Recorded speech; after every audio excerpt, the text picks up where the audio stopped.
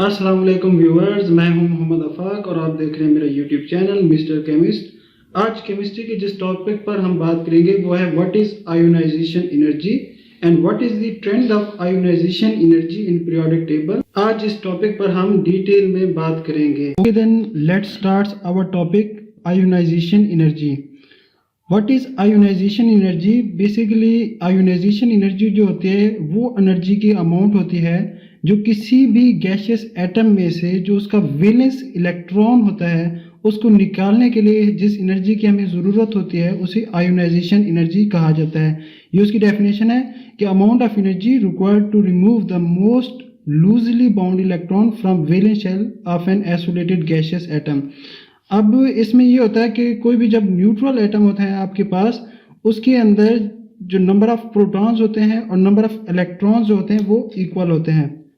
तो इसमें यह है कि जब अगर आपके पास number of proton, for example को न्यूट्रल एटम है उसके अंदर नंबर ऑफ प्रोटॉन्स 2 हैं और नंबर ऑफ इलेक्ट्रॉन्स भी कितने हैं 2, तो मींस कि उस एटम के ऊपर जो चार्ज होगा वो 0। क्यों? क्योंकि प्रोटॉन का मतलब 2 पॉजिटिव चार्ज होगा और 2 नेगेटिव चार्ज, तो एटम क्या होगा? न्यूट्रल। लेकिन अगर किसी भी एटम के अंदर आप इलेक्ट्रॉन को गेन कराते हैं या लूज कराते हैं तो वो जो एटम है वो आइंस के अंदर कन्वर्ट हो जाता है। वो पॉजिटिव आइंस भी हो सकते हैं, वो नेगेटिव आइंस भी हो सकते हैं। अब जब कोई भी एटम इलेक्ट्रॉन एक अपना डोनेट करता है तो उस पर पॉजिटिव चार्ज आ जाता है। वो क्यों आ जाता है ये आपने समझना है कि फॉर एग्जांपल न्यूट्रल एटम था तो 2 प्रोटॉन्स थे और 2 इलेक्ट्रॉन्स। अब उसने एक इलेक्ट्रॉन क्या कर दिया? डोनेट। तो अब उसके अंदर कितने इलेक्ट्रॉन्स रह गए? 1, और 1 इलेक्ट्रॉन उसने क्या कर दिया? डोनेट। ठीक है, तो अब उसके ऊपर जो पॉजिटिव चार्ज है वो 2 पॉजिटिव चार्ज रह जाएगा और 1 नेगेटिव चार्ज। तो इसका मतलब है जो होल एटम है उसके ऊपर कौन सा चार्ज आएगा? पॉजिटिव, क्योंकि पॉजिटिव कितने हैं? 2 हैं और नेगेटिव चार्ज कितना रह गया? 1। तो इसी तरह से नेगेटिव आयंस कैसे बनते हैं? जब कोई भी एटम, न्यूट्रल एटम जब एक इलेक्ट्रॉन गेन करता है तो गेन करने की वजह से उसके ऊपर नेगेटिव चार्ज आता है। ये क्यों? अब पहले उसके अंदर 2 इलेक्ट्रॉन्स थे, अब कितने हो जाएंगे? एक ऐड हो जाएगा तो 3 इलेक्ट्रॉन्स। अब जो उसके ऊपर नेट चार्ज होगा 2 पॉजिटिव चार्ज होगा और 3 नेगेटिव चार्ज, क्योंकि नेगेटिव चार्ज एक ज़्यादा है तो पूरे एटम के ऊपर जो चार्ज आएगा वो क्या होगा? नेगेटिव। तो वो इस तरह से नेगेटिव आयंस और पॉजिटिव आयंस बनाते हैं। अब ये हमारे पास कोई भी एक एटम है जिसका न्यूक्लियस जो है उसके अंदर प्रोटॉन्स और न्यूट्रॉन्स होते हैं और जो उसके शेल्स होते हैं उसके अंदर इलेक्ट्रॉन्स रिवॉल्व करते हैं। अब ये जो इलेक्ट्रॉन है और ये जो न्यूक्लियस है, क्योंकि न्यूक्लियस के ऊपर पॉजिटिव चार्ज है और इलेक्ट्रॉन के ऊपर नेगेटिव चार्ज, तो इनके दरमियान एक फोर्स ऑफ अट्रैक्शन होते हैं जिसे हम इलेक्ट्रोस्टैटिक फोर्स बोलते हैं। अब अगर हम इस वैलेंस इलेक्ट्रॉन, क्योंकि ये आखिरी शेल के अंदर मौजूद है तो इसे वैलेंस शेल इलेक्ट्रॉन बोलते हैं, तो इस इलेक्ट्रॉन को निकालने के लिए हमें कोई ना कोई एनर्जी प्रोवाइड करनी पड़ती है ताकि हम इस इलेक्ट्रॉन को इस एनर्जी लेवल से बाहर नॉकआउट करवा सकें। तो ये जो एनर्जी हम प्रोवाइड करेंगे इसको आप क्या कहते हैं? Ionization energy. अब अगर तो वैलेंस शेल के अंदर एक इलेक्ट्रॉन है, ठीक है, तो उस एक इलेक्ट्रॉन को निकालने के लिए जो एनर्जी कहलाएगी वो होगी फर्स्ट आयोनाइजेशन एनर्जी, और ये आपको कम देनी पड़ेगी एज कंपेयर टू अगर आप सेकंड आयोनाइजेशन एनर्जी के बारे में देखें तो वो क्या होगी?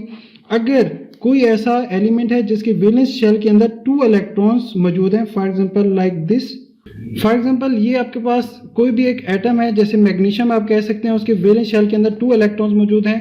तो पहले जब आपने एक इलेक्ट्रॉन को निकाल लिया तो अब ये जो है इस पे क्या आ जाएगा? +1 चार्ज मैग्नीशियम के ऊपर। अब ये पॉजिटिव आयन बन गया है। तो अब जब आप दूसरा इलेक्ट्रॉन को निकालना चाहेंगे तो क्योंकि अब जो फोर्स ऑफ अट्रैक्शन है वो क्या हो चुकी होगी? ज़्यादा, क्योंकि एक इलेक्ट्रॉन आप पहले बाहर निकाल चुके हैं। तो अब दूसरे इलेक्ट्रॉन को बाहर निकालने के लिए जो आपको एनर्जी प्रोवाइड करनी पड़ेगी वो भी क्या करनी पड़ेगी? ज़्यादा आपको प्रोवाइड करनी पड़ेगी दूसरे इलेक्ट्रॉन को बाहर निकालने के लिए। तो जो फर्स्ट आयोनाइजेशन एनर्जी आप प्रोवाइड करेंगे वो जो होगी वो लो होगी as compared to second ionization energy, और सेकेंड आयोनाइजेशन एनर्जी क्या होगी? हाई। इसी तरह से अगर आपके पास 3 इलेक्ट्रॉन्स मौजूद हैं वैलेंस शेल के अंदर तो आपकी जो थर्ड आयोनाइजेशन एनर्जी होगी वो उससे भी क्या होगी? आपको ज़्यादा प्रोवाइड करनी पड़ेगी। उसकी रीज़न ये थी क्योंकि जब एक इलेक्ट्रॉन निकलता है तो जो फोर्स ऑफ अट्रैक्शन है न्यूक्लियस और इलेक्ट्रॉन के दरमियान वो ज़्यादा हो जाती है, तो उसको निकालने के लिए ज़्यादा एनर्जी प्रोवाइड करेंगे। इसी तरह थर्ड आयोनाइजेशन की एनर्जी के अंदर जब आप 2 इलेक्ट्रॉन्स पहले से निकाल चुके होंगे तो उस एटम के ऊपर जो चार्ज होगा वो +2 होगा। तो अब जो अट्रैक्शन होगी इलेक्ट्रॉन्स और प्रोटॉन्स के दरमियान वो क्या होगी, वो भी ज़्यादा होगी। तो इलेक्ट्रॉन को मज़ीद निकालने के लिए थर्ड इलेक्ट्रॉन को तो आपको एनर्जी जो प्रोवाइड करनी पड़ेगी वो भी क्या होगी, वेरी हाई। तो अब जो एक एटम है फॉर एग्जांपल सोडियम, उसके वैलेंस शेल के अंदर कितने इलेक्ट्रॉन्स होते हैं, 1 इलेक्ट्रॉन मौजूद होता है। तो उस 1 इलेक्ट्रॉन को जब वो डोनेट करता है ड्यू टू आयोनाइजेशन एनर्जी, जब हम एनर्जी प्रोवाइड करते हैं तो वो एक अपना इलेक्ट्रॉन डोनेट करता है और वो क्या बना देता है, पॉजिटिव आयन। अब जो एनर्जी हमें रिक्वायर होती है उस इलेक्ट्रॉन को निकालने के लिए वो कितने होते हैं, +496। और जो आयोनाइजेशन एनर्जी होती है उसको इस यूनिट के अंदर एक्सप्रेस किया जाता है किलो जॉल पर मोल। अब क्योंकि ये एनर्जी हमें प्रोवाइड करनी पड़ती है इसीलिए इस एनर्जी को पॉजिटिव वैल्यू के अंदर लिया जाता है। अब हम पढ़ेंगे कि what is the trend of ionization energy in periodic table. तो फर्स्ट ऑफ ऑल हम डिस्कस करेंगे what is the trend of ionization energy in periods. तो पीरियड्स के अंदर दो काम हो रहे होते हैं एट अ टाइम। एक तो ये कि जैसे आप अगले एलिमेंट की तरफ जाते हैं तो एटॉमिक नंबर हर अगले एलिमेंट का एक यूनिट क्या हो रहा है, इंक्रीज। और दूसरा काम ये हो रहा है कि उसके अंदर पीरियड्स के अंदर कोई न्यू शेल जो है एलिमेंट के अंदर ऐड नहीं हो रहा। इसका मतलब कि नंबर ऑफ इलेक्ट्रॉन्स और प्रोटॉन्स जो होंगे अगले एलिमेंट के वो ज़्यादा होंगे, और क्योंकि न्यू शेल जो है वो ऐड नहीं हो रहा तो इसका मतलब अगर फॉर एग्जांपल यहाँ पे 2 इलेक्ट्रॉन्स और 2 प्रोटॉन्स थे तो यहाँ पे अब कितने इलेक्ट्रॉन्स हो गए, 3 इलेक्ट्रॉन्स और 3 प्रोटॉन्स, क्योंकि एटॉमिक नंबर क्या हो रहा है, इंक्रीज। तो अब जो एटम का साइज होगा वो क्या होना शुरू हो जाएगा, डिक्रीज, क्योंकि यहाँ पे जो फोर्स ऑफ अट्रैक्शन थी वो कम थी, ठीक है। अब लेकिन क्योंकि अब 3 इलेक्ट्रॉन्स है 3 प्रोटॉन्स तो फोर्स ऑफ अट्रैक्शन क्या है, ज़्यादा। तो एटम का जो साइज है वो क्या होता जाता है, रिड्यूस। तो जैसे जैसे आप पीरियड्स के अंदर जाते हैं तो आपका जो एटॉमिक साइज है वो क्या होता है, डिक्रीज होता है। और एटॉमिक साइज डिक्रीज होने की वजह से जो दूसरा काम होता है कि जो आपकी न्यूक्लियर फोर्स ऑफ अट्रैक्शन है वो क्या हो जाती है, ज़्यादा। तो जब साइज आपका डिक्रीज होगा तो जो न्यूक्लियर फोर्स ऑफ अट्रैक्शन है बिटवीन न्यूक्लियस और वैलेंस शेल इलेक्ट्रॉन वो क्या होगी, इंक्रीज।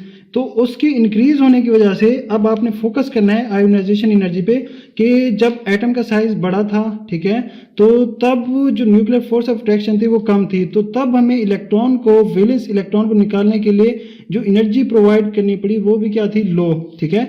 जैसे ही हम अगले एलिमेंट के ऊपर है तो यहाँ पे जो फोर्स ऑफ अट्रैक्शन थी वो क्या हो चुकी थी, ज़्यादा, क्योंकि एटॉमिक साइज क्या हो रहा है, डिक्रीज। तो फोर्स ऑफ अट्रैक्शन ज़्यादा होने की वजह से हमें जो एनर्जी प्रोवाइड करनी पड़ी इलेक्ट्रॉन को बाहर निकालने के लिए वो क्या प्रोवाइड करनी पड़ी, हाई। इसी तरह जैसे ही आप अगले एटम के ऊपर गए तो उसके अंदर क्या हो रही थी, न्यूक्लियर फोर्स ऑफ अट्रैक्शन मजीद ज़्यादा हो गई। तो हमें आयोनाइजेशन जो एनर्जी प्रोवाइड करनी पड़ी इलेक्ट्रॉन को निकालने के लिए वो मजीद क्या प्रोवाइड करनी पड़ी, ज़्यादा। तो इस तरह से आपने एक ट्रेंड नोट किया कि जो आयोनाइजेशन एनर्जी है वो आपकी इंक्रीज होती है किसके अंदर, इन पीरियड्स। अब वो इंक्रीज क्यों होती है वो हमने डिटेल के अंदर रीजन पढ़ लिया है। अब हम बात करेंगे trend of ionization energy in groups. तो जब हम ट्रेंड इन ग्रुप्स के अंदर नोट करेंगे तो ग्रुप्स के अंदर भी दो काम हो रहे हैं। एक तो एटॉमिक नंबर आपका इंक्रीज हो रहा है, लेकिन एटॉमिक नंबर इंक्रीज होगा बाय गैप, मतलब बड़े गैप के साथ वो इंक्रीज हो रहा है। अब ग्रुप्स के अंदर जो एक और न्यू काम हो रहा है वो ये हो रहा है कि न्यू शेल्स जो हैं वो ऐड हो रहे हैं। तो न्यू शेल्स जैसे जैसे ऐड होते जाते हैं तो एटम का जो साइज है ग्रुप्स के अंदर वो क्या हो जाता है, इंक्रीज, क्योंकि न्यू शेल्स जो हैं वो आपके ऐड हो रहे हैं। तो एटम का साइज क्या हो रहा है, ग्रुप्स के अंदर इंक्रीज।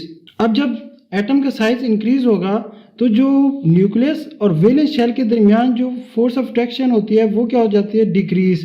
क्यों, क्योंकि आपकी जो वैलेंस इलेक्ट्रॉन्स हैं वो पहले कम फासले पे थे तो यहाँ पे जो अट्रैक्शन थी वो ज़्यादा थी। अब वो न्यूक्लियस और वैलेंस इलेक्ट्रॉन के दरमियान फासला बढ़ गया है तो अब जो न्यूक्लियर फोर्स ऑफ अट्रैक्शन है वो भी क्या हो गई है, कम हो गई है। इसी तरह से अब जो लास्ट पे आपको नज़र आ रहा है इसमें न्यूक्लियस और वैलेंस इलेक्ट्रॉन के दरमियान जो डिस्टेंस है वो ज़्यादा है, क्योंकि आपके अंदर एक न्यू शेल जो है एटम के अंदर ऐड हो गया है। तो इस शेल ऐड होने की वजह से साइज इंक्रीज हुआ और जो न्यूक्लियर फोर्स ऑफ अट्रैक्शन है प्रोटॉन और न्यूक्लियस के दरमियान वो मजीद क्या हो गई है, डिक्रीज हो गई है। तो अब हम आयोनाइजेशन के बारे में देखेंगे कि आयोनाइजेशन का ट्रेंड क्या होगा, क्योंकि न्यूक्लियर फोर्स ऑफ अट्रैक्शन क्या है, कम हो रही है। तो यहाँ पे जो हमें एनर्जी प्रोवाइड करनी पड़ेगी वो हाई हाई अमाउंट में प्रोवाइड करनी पड़ेगी, क्योंकि यहाँ पे न्यूक्लियर जो फोर्स है वो ज़्यादा है। इसी तरह से जब आप सेकंड एटम को देखें, क्योंकि यहाँ पे अब जो इलेक्ट्रोस्टैटिक फोर्स ऑफ अट्रैक्शन है वो कम हो गई है, तो यहाँ पे जो हमें एनर्जी प्रोवाइड करनी पड़ेगी इलेक्ट्रॉन को बाहर निकालने के लिए, वो लो एनर्जी प्रोवाइड करनी पड़ेगी। इसी तरह से जब थर्ड एटम पे आप आए, क्योंकि साइज इंक्रीज हो गया है और इलेक्ट्रोस्टैटिक फोर्स ऑफ अट्रैक्शन क्या है, मजीद डिक्रीज हो गया है, तो यहाँ पे जो हमें आयोनाइजेशन एनर्जी प्रोवाइड करनी पड़ेगी वो क्या होगी, वेरी लो। तो आपने एक ट्रेंड नोट किया कि ग्रुप्स के अंदर जो आयोनाइजेशन एनर्जी है वो क्या होती है, decrease. Hopefully you will like this video.